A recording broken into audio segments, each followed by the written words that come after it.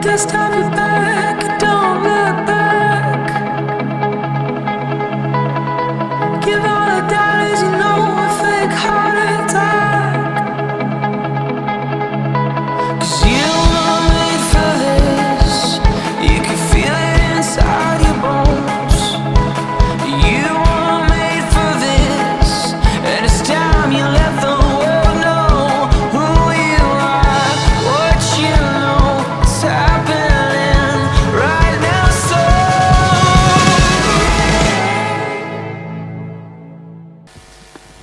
it's a pleasure to be here. My name is Reza Benem. I'm the CEO founder of Ad Central, three and a half year startup based in Singapore.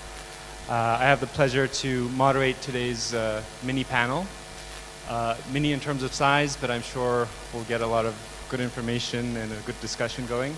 So here we have Eddy Taslim from Compass with us today, and also it's my pleasure to introduce Guillaume from Mediacorp based in Singapore.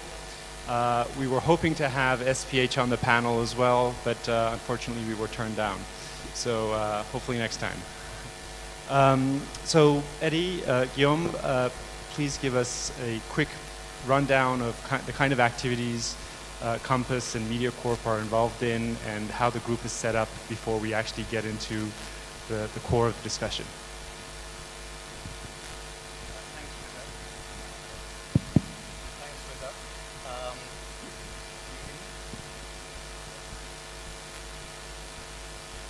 Hello. Thanks, Reza. My name is Guillaume Schaay, originally from France. Although I grew up in Jakarta, so I'm a bit familiar with this country. I won't do the panel in Bahasa, but I'll try to speak in English properly. So I've been with Mediacorp now for coming to 2 years, heading the group strategy, which encompass strategy, corporate development, as well as our investment arm, which is called the Mediapreneur. Mediacorp is one of the two big media companies in Singapore. We have 7 TV channels in 4 languages. We have 13 radio stations. We have 1 newspaper. We have out-of-home properties. We have a data center. We have 11 magazines, both licensed and our own. And more recently, we have ventured quite a bit in the digital space with new properties like Toggle, which is our over-the-top TV, 8 Days Eat, which is our food application, Style by Style, which is a fashion site, and a few others, which I'll talk a bit later. We have also made investment in an e-tailer in Singapore called Rebounds, as well as acquire an online gaming company in Malaysia called Cubinet. Thanks, Guillaume. Hi everyone, my name is Eddy Taslim. I work for Compass Gramedia Digital Group. Compass Gramedia consists of, we have group of newspaper, group of magazines, we have hotel chains as well. Recently we launched TV free to air, and coming soon is pay TV. We have magazines groups. We have other groups as well in event organizers. But my responsibility is mainly on digital business. We invested in several companies, but we also grow our Compass.com and Compassiana and several other e-commerce within the group. Great, thanks. So let's get right to the meat of the issue. So Guillaume, why are media company giants investing in startups, and why are they getting in the digital space? What are the global trends that are forcing media companies to jump onto this bandwagon? Well, I guess when I look at the crowd here, mostly young people, no surprise that the traditional media space is changing. Consumer behaviors are changing. Less and less people, especially the young, are watching TV as we used to watch 10, 20 years ago. Same thing for radio, for newspaper, right? So that's one. We also see a shift in terms of the traditional advertising to the digital advertising, but it's not a $1 to $1. It's more like $1 of analog advertising to 1 penny of digital advertising. And we also see a shift in the way we need to push our content. In the past, we used to be pushing the content that we think people will like. Nowadays, with digital, we need to get more into the customer intimacy space and understand our customers better. So a lot of things are changing, and we have basically three options. One is we do nothing, and I wouldn't advise we do that. The other thing is we try to do it ourselves, which in certain cases, that's what Mediacorp have done. And in other cases, we can invest and acquire the capabilities, which is also what we are trying to do in other cases. Eddy? Same reason with Mediacorp, and on top of that, we want to keep our business relevant because we are now in a totally different world in terms of media consumptions. I think Guillaume mentioned about convergence, how people behavior is changing in terms of media consumptions, the transition between print advertising to digital. Despite in Indonesia, we still very small in terms of digital ADX. I think we discussed earlier, Indonesia digital ADX is still not yet considered as big because now we are only in the range of 2% compared to print, compared to TV especially. So I think for media companies like Kompas Gramedia, it's very natural for us to go to digital because we want to be able to enhance our media companies, our media content, our assets, and also at the same time to look for new ideas and new business model with the helps of the startups, the young people that we collaborate with.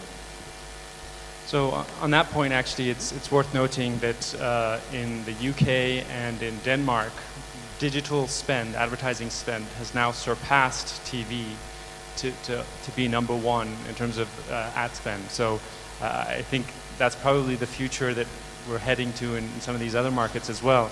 But Guillaume, what can a media company do not to be disrupted? In other words, can they avoid being disrupted by the startups, by the Googles, by the Facebooks, by everybody else who's spending a lot of money in digital and has a wide reach on the digital side? Well, I think we can't avoid being disrupted. That's a reality today. I mean, even if you're in Singapore, you can easily set up a VPN and you're connected to Netflix, Hulu in the US, right? So that's a reality. I mean, I think PPS and PPTV, the Chinese over-the-top TV are also very well watched in Singapore.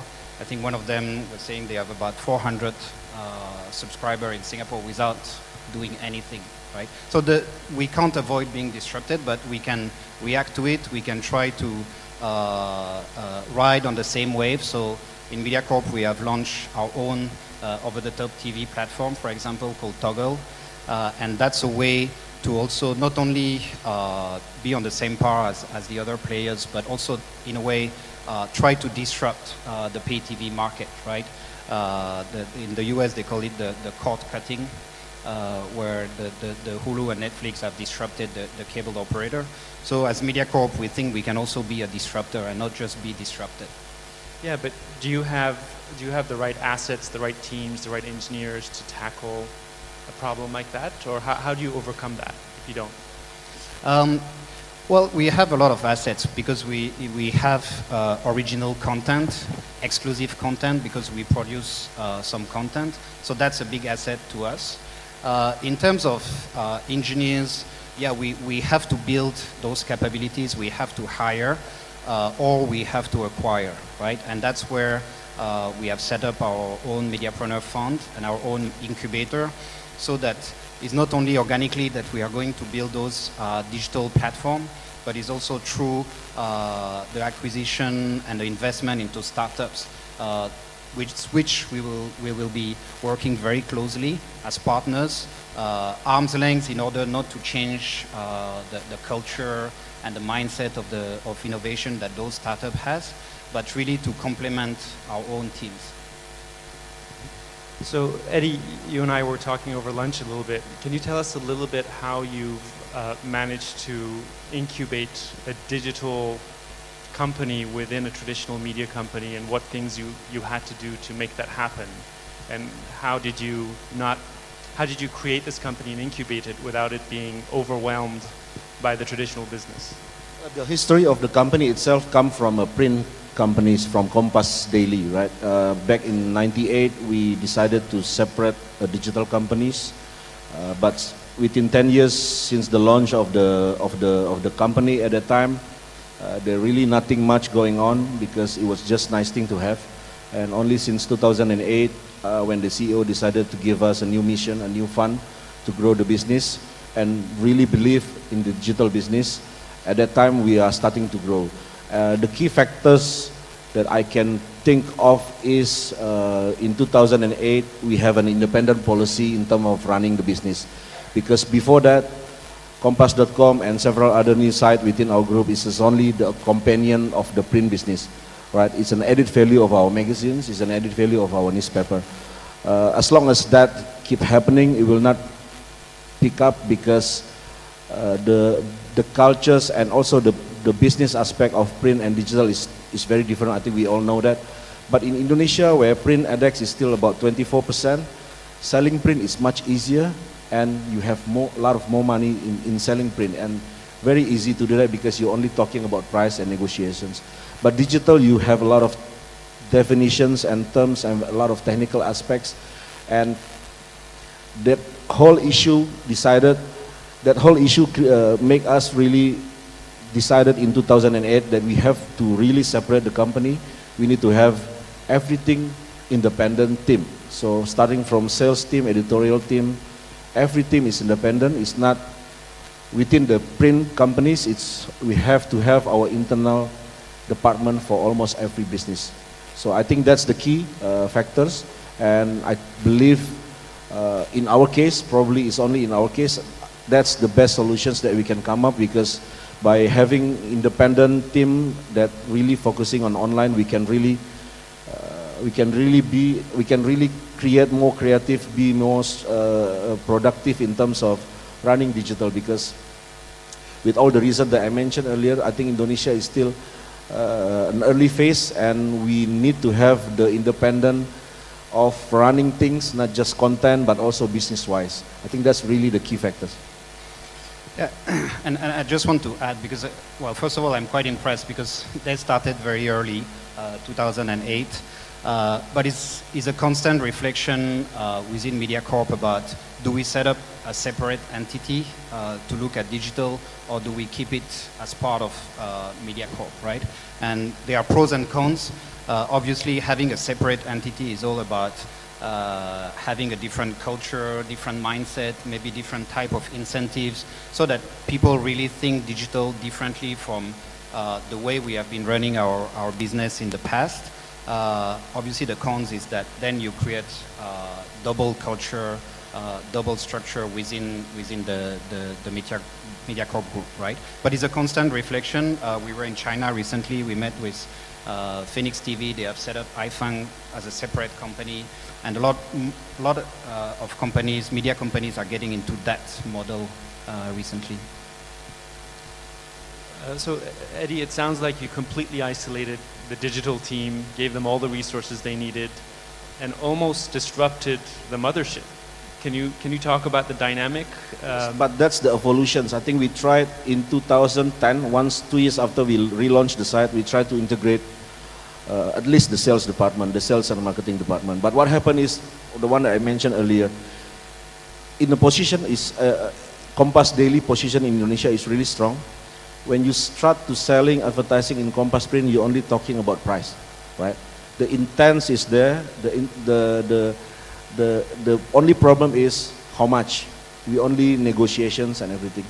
But having said that, the ADEX is totally different. I mean, the revenue that we produce in online is like 2% of print. So having our sales, one centralized ad sales team, selling both print and online is impossible, because they will only sell print, because they will have more money by doing that. So I think that's the evolutions. We learned from that mistake, and we decided that we need to have a separate team, but still we have a synergy between the sales team of online and print, but only in selected project. We have, we produce expeditions, we produce a multimedia concept together, and then we sell it multi-platforms, multi-channel and multimedia, right? But only in those selected projects that we can do synergy between the two platforms. Because a lot of discrepancy when selling print compared to online, especially in Kompas position and Kompas.com position. Maybe our monthly revenue is like 2 days revenue of print, so it's very difficult. So that's actually pretty interesting. You said your monthly revenue is about 2 days of what print would be able to make. How did the leaders at the time have the foresight to really build the digital team and protect it and incubate it within? And still to this day, as you said, the print revenue, the online revenue is a lot less than the print revenue. And sort of following up on that, how do the two teams, I understand the senior management and they made a strategic decision, but how do the employees see each other from the two perspectives, the digital and the offline? Up until today, we're still facing a lot of discussion internally. In a way, Kompas.com contributes in killing some of the business, some of the print business, right? Because at the end of the day, we all fighting to get a pie of advertising, right? Whether it's print, whether it's online, whether it's TV. But I think we are lucky to have a CEO who has an understanding and total belief in digital, because seeing the consumer behavior, seeing the trend, 60% of Indonesians are below 35 years old, and those are going to happen sooner or later. So to put a belief in digital, so much belief in digital, is I think the key in decision making in our groups. Instead of focusing on print, we are doing that, by the way, but we will also want to invest in this new digital space, and I think that really helps us a lot, because if you don't have the belief from your top CEO, it's very difficult to grow or to incubate a new digital business in a corporate kind of media companies like us. And in terms of culture and whether, you know, how many of the employees from Compass.com have come from the mothership versus from outside? Because it started as the online sites of Kompas Daily. We still have like 1/3 of our employee coming from the Kompas print or from our brothers, but most of the department outside content department is new recruits. It's a new recruits. Only the content departments, we still have a lot of colleagues from our print, because we need to maintain the credibility and the standard of journalism of Kompas Daily. So that's the reason. But in terms of the way we work, it's totally different. In print, in almost print journalism, the way they work is when they go to an event, before they write, they observe and they contemplate and then they write. In Indonesia, that's too long. You have to write during the time that event is happening in real time. I mentioned to you that it's very unique case in Indonesia that considering the top, let's say the top 6 news sites in Indonesia produce about 400 news a day minimum. Not just us, but top 6 news sites. That is huge compared to Malaysia news sites produce a day, and Singapore probably. So I think Indonesia case is very unique. We all eager to know what's happening around us, real-time information. So to have print journalism working in that kind of way, it's impossible. You have to have new recruits who can produce news real-time. I'll come back to you and ask you about your investments in a bit, but Guillaume, tell us a little bit about the Mediapreneur program at Mediacorp and how you've set up a fund and an incubation mechanism, and why is it different than a fund that is financially driven than a VC, for example, and so forth? Sure. Yeah, we have the chance to have a chairman who is very much involved in the startup community, and he has pushed us to think how we can nurture innovation within Mediacorp. And that's where we have started to think about this Mediapreneur. The Mediapreneur has 2 vehicles at the moment. One is an investment fund where we do seed funding, 100 to 200,000 Singapore dollars type of investment, so fairly early stage.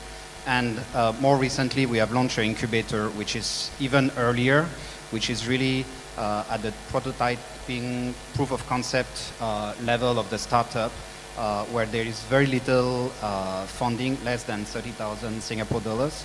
But the focus is really into getting those startups to work closely with Mediacorp for 6 months, possibly 1 year, within our premises, having Mediacorp mentors, having access to our infrastructure, possibly to our IP, and obviously to our people and expertise, right? So the idea was really with these two vehicles, how can we get innovative, disruptive startup to work with us on a strategic perspective? I mean, financials is always a hygiene factor. You need to look at the business plan, what they are planning to do, but we know a lot of the startup, they may change, they may pivot, and so on. But more importantly is, what can we do together? What can Mediacorp bring to the startup as a partner or as a customer? And what the startup can bring to Mediacorp in terms of, it could be features, it could be capabilities, it could be skills that we can, and one of our board members was saying, is not 1 + 1 = 3, it's really 1 + 1 = 10, and that's what we are trying to achieve. Sure. So the main difference being that a VC will look at financial returns and can invest in 10 companies and hope that 2 or 3 will return cash, whereas you're looking at strategic fit. And that's the question that I always had. What does that mean? How do you measure that? How do you? It's very easy to measure financial return, but how do you measure strategic return if you're a fund manager of a strategic fund? Yeah, so we are definitely more conservative in that sense than the VC. But the idea of strategic fit is really to say, okay, we have a business problem, and there is this startup that has a solution. Right now, it can be having the startup develop a specific feature for one of our digital initiative, digital app. That's one model. A second model would be that we become the first customer, but obviously in exchange of providing the business, we expect to provide some input and to influence the roadmap of the startup, so that over time the startup benefits because there are real-time feedback from close customer that will provide input, and at the same time we have a startup that develop a solution that is adapted to our needs and to our future needs, right? So it's really, well, I used to be in consulting, so to use consulting jargon, a win-win situation. So I'm an employee at Mediacorp, and I have what I think is a brilliant digital interactive idea. I come to you and I say, hey Guillaume, I have a business plan. How would you accommodate me as an employee who has a good idea? And then we'll talk about sort of startups as well from the outside. But how would you accommodate me as an employee? So we have opened to what we call our intrapreneur, which is really our Mediacorp employees. They can pitch for the incubator. They will be on the same. They will be on par with the rest of the external teams in terms of the pitching, the selection process, and so on. Right? If they are a bit more advanced, they can also ask for funding. So really, we are opening to our staff from a startup perspective, but also in the content space where we do a lot more crowdsourcing of ideas. Right? So in a way, innovation doesn't start outside of Mediacorp, it starts within with any of our employees. So question for both of you, but for the benefit of the attendees here, how can a startup engage with either one of your companies, and how can they talk to you, leverage your resources and leverage your parents' resources and get engaged? It's not always easy. I mean, to be honest, we like to work with startups by providing them assets from Kompas Gramedia, such as bookstores and contents, magazines, and others. We try to do that many times, but somehow it's not always work because despite we are within the same group, we still have to face the silo within the internal corporate, right? For example, when a certain startup comes to us and asking for an API for the whole magazines that we have, it's very difficult to approach our sister company and telling them that we need to do that in order to see the potential of a certain startups. We only see the potential of them. So we will do that and we will keep doing that, but just to be clear in the beginning that it's not always easy, and it helps a lot if we can both approach the certain aspects of Kompas Gramedia that the startup wants to get. For example, previously we talking with our groups of hotels on how to engage them in the OTA startups, and we can do that. But in certain way, we have internal problems of silos. And Guillaume, Well, first thing is to come to us and convince me and my team that there is a strategic fit, that and when I say strategic fit, when I talk about media, it's not just about content, it's also lifestyle. I mean, if you look at the breadth of our assets, there are a lot of opportunities. Convince me, then we have to look whether there is a business unit that is kind of the champion that can work closely with the startup to build something on the long term, and then meet the management and convince the management as well. great. On that note, I'm being told that our time is up. Eddy, thank you. Guillaume, thank you for being Thank on you, stage. Reza. Thanks.